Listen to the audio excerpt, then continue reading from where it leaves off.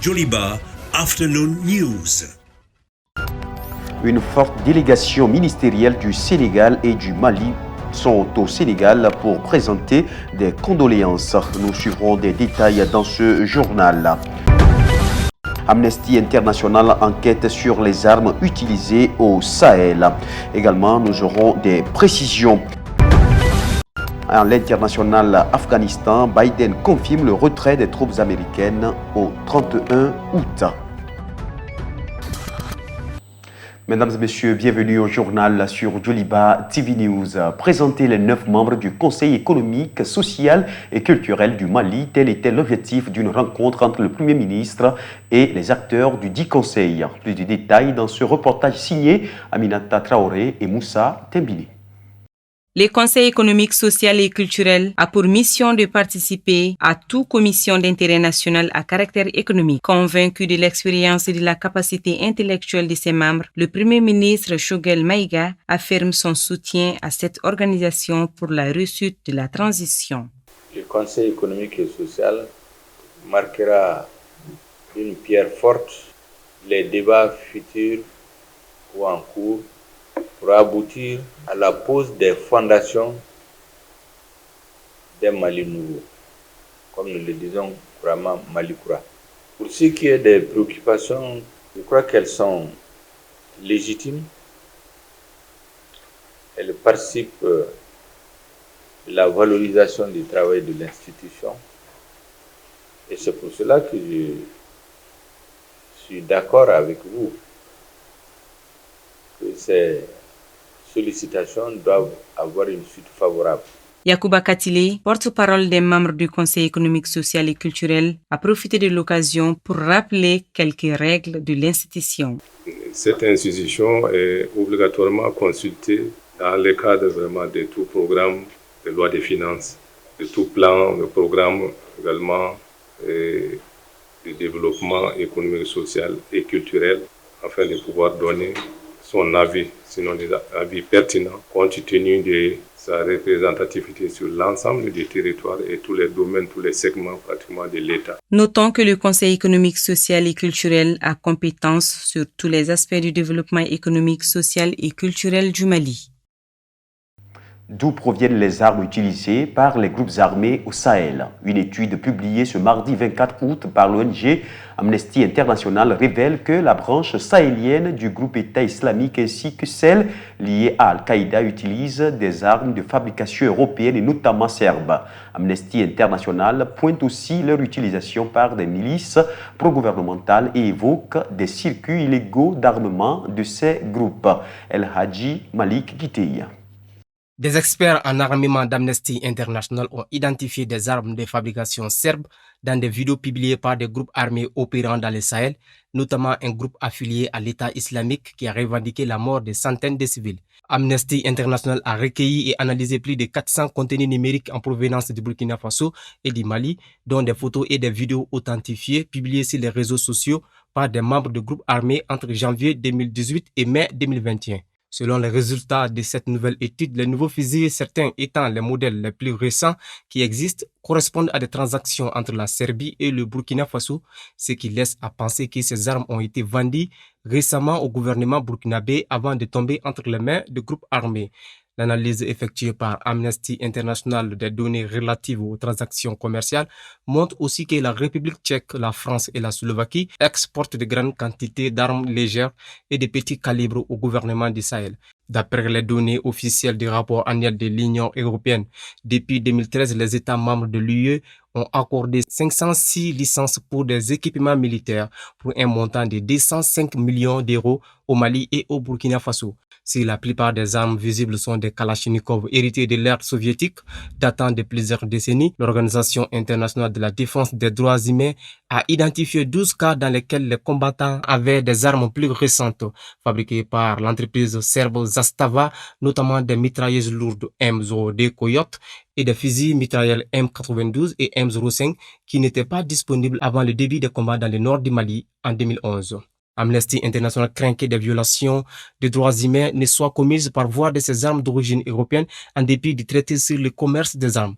Ce traité interdit aux États d'exporter des armes lorsqu'il existe un risque prépondérant que ces armes servent à commettre ou à faciliter des génocides, des crimes contre l'humanité, des crimes de guerre ou de graves atteintes aux droits humains. Cela englobe le risque que les armes vendues à des gouvernements soient cédées illégalement à des auteurs d'atteintes aux droits humains. Selon l'ONG Armed Conflict Location Event Database, plus de 6 000 morts parmi les civils ont été recensés entre 2017 et 2021 au Burkina Faso, au Mali et au Niger. Plus de 1 200 000 Burkinabés ont été déplacés depuis 2016 selon le Haut Commissariat des Nations Unies pour les réfugiés. Dans le cadre de la lutte contre la pandémie du Covid-19, le G5 Sahel fait un don de kits de résilience au gouvernement du Mali. Des dons composés de semences, des intrants agricoles et produits alimentaires. Aruna Salia Kone pour le compte-rendu. La Banque africaine de développement, en partenariat avec le Haut Commissariat des Nations Unies pour les réfugiés, a financé plus de 600 millions de francs CFA dans le cadre du projet d'appui aux pays du G5 Sahel. Il vise à diminuer l'impact socio-économique du Covid-19 sur les populations et renforcer les capacités de résilience des communautés vulnérables. Cette donation se présente comme suit. Des produits alimentaires et nutritionnels pour 2000 ménages, des intrants agricoles pour 1500 exploitants agricoles, des aliments de bétail pour 500 éleveurs, 3000 dispositifs et kits de lavage de mains pour les ménages et pour les lieux publics. Cette initiative sollicitée par le G5 Sahel s'articule autour de 3 composantes. L'appui à la réponse sanitaire à la COVID-19, l'appui à la résilience des communautés vulnérables et l'assistance et la gestion de projets. Les composantes 1 et 2 sont mises en œuvre au niveau des pays en collaboration avec le ACR à travers ses bureaux pays. Le ministre de l'Agriculture promet que ce projet va beaucoup aider les populations vulnérables. L'objectif de ces appuis est de contribuer à atténuer l'impact de la Covid sur la sécurité alimentaire et nutritionnelle et les moyens d'existence des populations vulnérables, notamment celles victimes de la crise et des calamités naturelles, inondations ou autres, de la campagne agricole précédente. Les bénéficiaires confient que ce don constitue une grosse épine sortie de leurs pieds. Le lancement de la deuxième phase de la campagne de vaccination contre la Covid-19 a eu lieu à Bamako. C'était en présence de nos reporters Adama Sanogo et Moussa Tembili. Le 5 août dernier, le Mali a réceptionné 151 200 doses de vaccins américains Johnson & Johnson dans le cadre de la coopération entre les deux pays. À cet effet, le lancement de la deuxième phase de la campagne de vaccination contre la Covid-19 a eu lieu sur le terrain Chaba de Lafiabougou, en commune 4 du district de Bamako. Le 5 août dernier, la ministre de la Santé et du Développement social a réceptionné 151 000 doses de vaccins Johnson & Johnson. Ces vaccins permettront d'accélérer la lutte contre l'épidémie et stopper la chaîne de transmission du virus. Les donateurs invitent les populations à se faire vacciner. Objectif, freiner la chaîne de transmission de la Covid-19, surtout la nouvelle variante Delta qui est en gestation. Et nous espérons, avec ces vaccins, avec le lancement de cette campagne, que les Maliens qui sont plus vulnérables vont décider de participer. Se faire vacciner peut également protéger les personnes autour de vous, car si vous êtes protégé contre l'infection et la maladie, vous êtes moins susceptible d'infecter quelqu'un d'autre. Cette deuxième campagne de la lutte contre la Covid-19 va s'effectuer dans plusieurs régions du Mali, rassure le Premier ministre de la Transition. Cette deuxième phase de vaccination contre la Covid-19 se déroulera, comme il a été rappelé ici, dans les régions de Kay, Mopti, Tombouctou, Gao, Kidal, Menaka, Taoudeni et le district de Bamako. Pour rappel, en mars 2021, le Mali avait déjà reçu 396 000 doses de vaccins AstraZeneca, selon l'Organisation mondiale de la santé OMS, à la date du 3 août 2021, 150 personnes ont reçu au moins une dose du vaccin anti-Covid-19 et seulement 60 000 personnes ont été complètement vaccinées. Après leur libération dans la nuit du 26 au 27 mai, l'ancien président de la transition Bandao et son premier ministre Mokhtar Ouane sont toujours en résidence surveillée. Les citoyens se prononcent sur le sujet. Quelques réactions avec Oumouma Kalou et Ali Traoré. Plus de 3 mois après leur arrestation suivie de leur démission forcée, Bandao et Mokhtar Ouane n'ont toujours pas retrouvé leur liberté. Ils restent toujours sous résidence surveillée, privés de leur liberté de mouvement et de parole. Notre interlocuteur du jour juge nécessaire que les autorités doivent revoir les faits pour mieux les juger. Pour moi, ce que la communauté internationale a dit, c'est qu'ils revoient les choses. S'ils sont en résidence surveillée, pour une raison ou quelconque, donc là, ils peuvent toujours être surveillés. Mais s'ils ne sont ni fautifs, ni rien, ou qui n'ont aucun problème avec les nouvelles autorités, pour moi, ils doivent être libérés et puis libérés de tous leurs mouvements aussi. Pour Rokia Keïta, Bandao et Mokhtar Ouane doivent recouvrir leur liberté. Moi, je pense que ça n'a pas d'importance. Ils peuvent les lâcher comme les autres, parce que pour moi, ce ne sont pas les seuls. Comme tous les autres qui ont déjà été à la transition, et je pense que les autres n'ont pas fait la même chose comme ceux qui sont là maintenant. Donc, pourquoi les retenir? Pourquoi ne pas les laisser venir dans la famille? Un autre trouve que c'est une injustice de les garder en résidence surveillée. Pour moi, en tant que Malien, je trouve que cela n'est pas normal. S'ils sont accusés de quelque chose, si cela s'avère, le Mali est un état de droit, on doit les mettre devant la justice pour qu'ils répondent de leurs faits. Si cela n'est pas le cas, déjà qu'ils ne sont plus en fonction, moi, en tant que Malien, je pense qu'on doit les mettre dans leurs droits. À noter que ce jeudi 5 août 2021, l'expert indépendant des Nations Unies sur la situation des droits de l'homme au Mali, Ali Outine, était face à la presse à Bamako pour interpeller les autorités maliennes sur le caractère inégal de cette situation et la nécessité d'y mettre un terme dans les meilleurs délais. Une autre crise est absolument interdite au Mali, souligne-t-il. Promouvoir les artistes plasticiens, tel est l'objectif d'Agansi, une plateforme digitale. Ses responsables viennent de lancer un nouveau programme qui a pour but de digitaliser l'art plastique. El Hadji Malik Guitei pour le reportage. Agansi est une plateforme digitale qui a pour but de donner de la visibilité aux artistes plasticiens. Dans le souci d'atteindre cet objectif, les responsables de cette plateforme ont lancé un projet dénommé Les Artistes d'Agansi.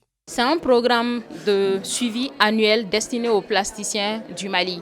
Alors, nous avons décidé de lancer ce programme-là, en fait, pour pouvoir mieux contribuer au développement de la visibilité des artistes avec qui nous travaillons. Nous avons remarqué que les artistes plasticiens sont des grands travailleurs. Ils sont dans la majeure partie du temps dans leurs ateliers en train de faire leur production, mais beaucoup de personnes ne voient pas ce que nous faisons. Donc, du coup, nous nous sommes dit qu'il faudra amener le travail des artistes hors de leurs ateliers et les amener, si vous voulez, à se connecter au reste du monde. Ainsi, après l'appel à candidature, 10 lauréats ont été retenus par un jury composé d'artistes et de commissaires. Ils bénéficieront d'un suivi annuel composé d'une multitude d'activités. Les artistes partenaires bénéficieront de résidences, d'ateliers thématiques qui seront animés par des experts, des émissions web TV, également de la gestion même de leur présence sur le digital, également d'une activité qu'on appelle l'ambassadeur de Agansi. Les artistes et les staffs de cette plateforme ont ainsi signé un protocole d'accord pour serrer leur partenariat. Un partenariat fructueux selon certains bénéficiaires du programme. Nous, artistes, on n'avait pas beaucoup de débouchés dans ce domaine, à part les expositions et nos contacts. Et avoir une autre débouchée différente de nos réseaux habituels, c'est vraiment une grande joie pour nous. Une opportunité pour nous. Voilà, nous allons avoir plus de visibilité avec Agansi. nous allons suivre des formations en plus de ce que nous allons réaliser. Donc c'est vraiment bénéfique pour nous les artistes. Composé de plusieurs volets, le programme en entier s'étend d'août 2021 à juillet 2022, une période durant laquelle les artistes pourront mettre en valeur leur talent en produisant des œuvres d'art pour des expositions, une nouvelle aventure pour bon nombre d'entre eux. À présent, l'image du jour qui est consacrée au barrage hydraulique de Markala. Le barrage hydraulique de Markala est un pont-barrage de dérivation situé dans la ville de Markala au Mali. Elle est située dans la région de Ségou. Le barrage est également connu sous le nom de barrage de Sansandine, du nom du village de Sansandine, à quelques kilomètres sur la rive gauche et où sa construction avait été préalablement envisagée. Il a été élaboré par M. Bozil, ingénieur des ponts et chaussées, sous la direction de Émile Bellim, ingénieur spécialiste de l'hydraulique agricole. Sa construction a été autorisée par décret du 29 juin 1919. Le barrage constitue le plus grand ouvrage hydraulique réalisé par les autorités coloniales du Soudan français. Le pont est entièrement fait en métal, long de 800 mètres. Il a été construit en même temps que le barrage qui a pour but de relever le niveau du Niger jusqu'à 5,5 mètres au-dessus du niveau de l'étalage et ainsi de permettre l'irrigation gravitaire des zones situées en rive gauche. Le barrage de Markala a été construit en vue de l'irrigation pour développer la culture de coton, du riz et de la canne à sucre dans le cadre de l'Office du Niger. Sa construction débute en 1934 et s'achève le 30 juin 1947. Les travaux sont réalisés par un consortium formé par la Société nationale des travaux publics, SNTP, les établissements Meunier, COGES et COGES et la société de construction de Batignolles. Sa réalisation a été faite dans le cadre de travaux forcés de milliers de travailleurs provenant de tous les pays de l'Afrique occidentale française. Un monument situé à l'entrée du pont rend hommage aux personnages décédés pendant sa réalisation. Un mot en culture dans cette édition concours international d'écriture de chansons Oumou Sangaré dans le jury de l'édition 2021. Avec une carrière des plus riches, comptant plusieurs albums, collaborations, prix et récompenses, la diva de la musique malienne Oumou Sangaré fait encore parler d'elle. Celle que l'on nomme la diva de Wassoulou a été nommée dans le jury de l'édition 2021 du concours international d'écriture de chansons ISC des États-Unis, un prestigieux concours de renommée mondiale qui promeut l'excellence musicale dans le monde. Suivons actuellement l'actualité internationale avec Aminata Traoré. Des victimes d'Hissène Habré réagissent suite à la mort de l'ancien président et dictateur tchadien décédé du Covid-19 à l'âge de 79 ans au Sénégal, où il avait été condamné à la prison à vie en 2016 pour crimes contre l'humanité par une juridiction africaine. En tant que victime, nous aurions souhaité qu'Hissène Habré puisse vivre longtemps et qu'il puisse assister même à l'indemnisation des victimes, affirme une victime de l'ex-dictateur. En tant que victime, nous aurions souhaité que Hissène Habré puisse vivre longtemps et qu'il puisse assister même à l'indemnisation des victimes. Il ne se passera rien du tout. La lutte pour l'indemnisation va continuer. Parce que je crois qu'au niveau de l'Union africaine, les chefs d'État africains ont créé un fonds fiduciaire au profit des victimes, au profit de l'indemnisation des victimes de Hissène Habré. Non, on va nous donner, parce qu'ils ont fait un jugement équitable. On va nous indemniser. Terminer la mission de l'armée américaine en Afghanistan, à condition que le nouveau régime afghan n'entrave pas l'évacuation de ceux qui veulent fuir Kaboul. Nous sommes actuellement sur la voie de terminer d'ici le 31 août. Le plus tôt nous pourrons finir, le mieux ce sera. Chaque jour d'opération apporte un risque supplémentaire pour nos troupes. Mais l'achèvement de la mission pour le 31 août dépend de la continuité de la coopération des talibans, qui doivent permettre l'accès à l'aéroport et aux personnes que nous évacuons, et de l'absence d'entrave à nos opérations. En outre, j'ai demandé au Pentagone et au département d'État des plans d'urgence pour ajuster le calendrier si cela devrait être nécessaire. Les inégalités choquantes d'accès aux vaccins illustrent le manque de solidarité et de partage au niveau mondial, déclare le directeur général de l'Organisation mondiale de la santé, OMS, lors d'une réunion annuelle virtuelle des ministres de la santé du continent africain. La crise des vaccins illustre la principale faiblesse à l'origine de la pandémie, le manque de solidarité et de partage au niveau mondial, le partage d'informations et de données, d'échantillons biologiques, de ressources, de technologies et d'outils. Le dispositif COVAX a livré 40 millions de doses de vaccins aux pays africains, ce qui ne représente qu'une petite fraction des doses nécessaires pour protéger les populations du continent contre les risques de maladies graves et de décès liés au Covid-19. Nous regrettons profondément les retards et les difficultés à respecter les accords en raison d'imprévus survenus au cours de la pandémie. Nous avons en effet tiré de nombreuses leçons. Mesdames et messieurs, cette édition s'achève ainsi. Merci à vous de l'avoir suivi. Très bonne suite de nos programmes sur Joliba TV News. Dans un instant, la météo, l'information reste en continu sur Joliba TV News.